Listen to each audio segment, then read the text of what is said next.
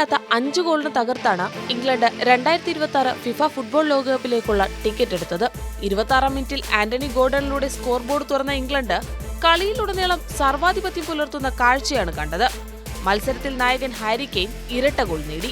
Group കെയിൽ 1-ാം സ്ഥാനക്കാരായ England 6 മത്സരങ്ങളും ജയിച്ചാണ് ലോകകപ്പിനെത്തുന്നത്.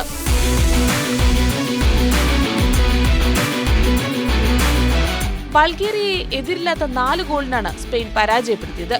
Michael Marino ഇരട്ട ഗോൾ നേടിയപ്പോൾ റയൽ സോസിഡാഡിന്റെ മുന്നേറ്റ താരം മൈക്കൽ ഒയാർസബാലും സ്പെയിനിനായി വല കുലുക്കി. 4 മത്സരങ്ങൾ ജയിച്ച സ്പെയിൻ നിലവിൽ ഗ്രൂപ്പ് ഇയിൽ 1-ാം സ്ഥാനക്കാരാണ്.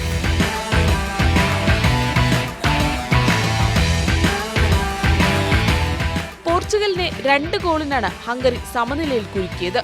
സൂപ്പർ താരം ക്രിസ്ത്യാനോ റൊണാൾഡോ ഇരട്ട ഗോൾ നേടി. മധ്യനിര താരം ഡൊമിനിക്കിലൂടെ ഇഞ്ചുറി ടൈമിൽ ഹംഗറി നേടിയ ഗോളാണ് പോർച്ചുഗലിനെ സമനിലയിൽ തളച്ചത്. ഇസ്രായേലിനെ എതിരില്ലാത്ത 3 ഗോളിന് തരിപ്പണമാക്കിയാണ് ഇറ്റാലിയൻ കരുത്തുകാട്ടിയത്. ഗ്രൂപ്പ് ഇയിൽ 2-ാം സ്ഥാനക്കാരായ തുർക്കിയാകട്ടെ ജോർജിയയെ പരാജയപ്പെടുത്തിയത് 1-4 ഗോളിനും. Sports desk, news Malayalam.